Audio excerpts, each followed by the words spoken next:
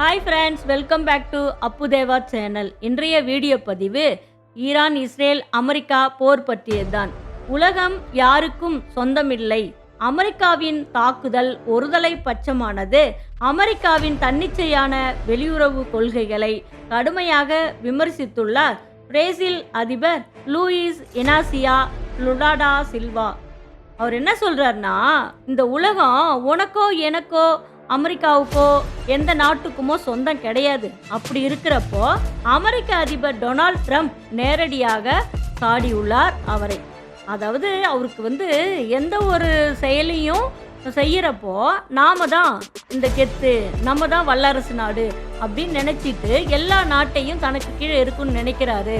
இந்த உலகமே தன் கைக்குள்ள இருக்குன்னு நினைக்கிறது மிகவும் தவறானது அப்படின்னு அவரோட கருத்துக்கு இவர் அறிக்கை வெளியிட்டிருக்கார். அதுதாங்க, ஒவ்வொரு நாடுகளும் எதிர்ப்பு தெரிவிக்கின்ற நேரத்தில் இத்தாலிய பெண் அதிபர் முதல்ல கருத்து தெரிவித்தாங்க. அமெரிக்காவுக்கு தான் நீங்கள் ஜனாதிபதி, மற்ற நாடுகளுக்கு கிடையாது. அப்படி இருக்கிறப்போ எல்லா நாடுகளையும் உங்கள் கைக்குள்ளே வர முடியாது அப்படின்னு கருத்து தெரிவித்த அந்த பெண்ணின் சுதந்திரம் தான் மற்ற அதிபர்களையும் பேச வச்சிருக்கு. அதனால் ரஷ்யா, மற்ற நாடுகள்லாம் சைனா, எல்லாமே கொரியா இன்னைக்கு அவருக்கு அகேன்ஸ்டாக இருக்காங்க. நேட்டோ நாடுகள்லாம் சப்போர்ட் பண்ணலை. இதுதாங்க இன்னைக்கு இந்த ட்ரெண்டிங்கான இந்த விஷயம் நமக்கு ஒரு கருத்தை தெரிவிக்குது.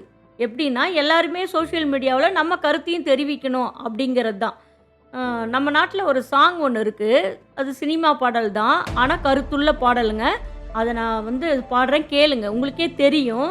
மண்ணின் மீது மனிதனுக்காசை, மனிதன் மீது மண்ணுக்காசை, இறுதியில் மண்தான் ஜெயிக்கிறது. இந்த பாடலில் நம்ம என்ன தெரிஞ்சுக்கிறோன்னா, அதாவது இந்த உலகத்தில் நம்ம பிறந்து வளர்ந்து நம்ம வாழ்க்கையில் எதையுமே கொண்டு போகிறதில்ல.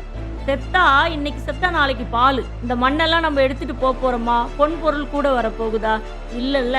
அப்படி இருக்கிறப்போ இந்த மண்ணுக்கு ஏங்க இந்த உயிர்களை கொன்று குவிச்சு ஒரு வல்லரசு நாடாக இருக்கிறவன் அந்த நாட்டை அடிமைப்படுத்தணும்னு நினைக்கிற விஷயம், இந்த மாதிரி செயல்கள் மனித நேயமே கிடையாது. அப்போ மனிதர்களாக இருக்கிற நமக்கு இந்த சொசைட்டியில் நம்ம கற்றுக்கிட்ட விஷயம் என்ன?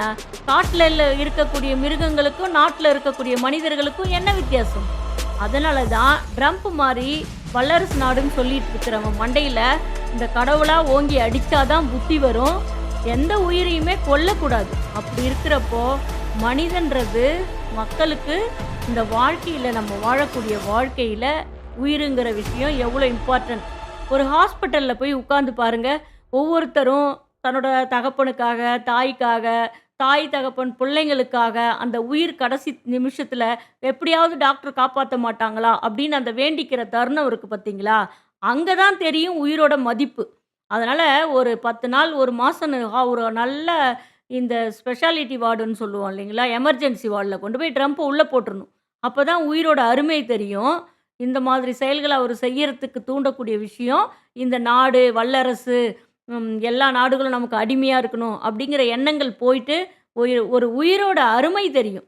அதனால் கண்டிப்பாக என்ன பண்ணணும், இந்த சோஷியல் மீடியாவில் மக்களாகி நம் கருத்துக்களை கண்டிப்பாக தெரிவிக்கணும்.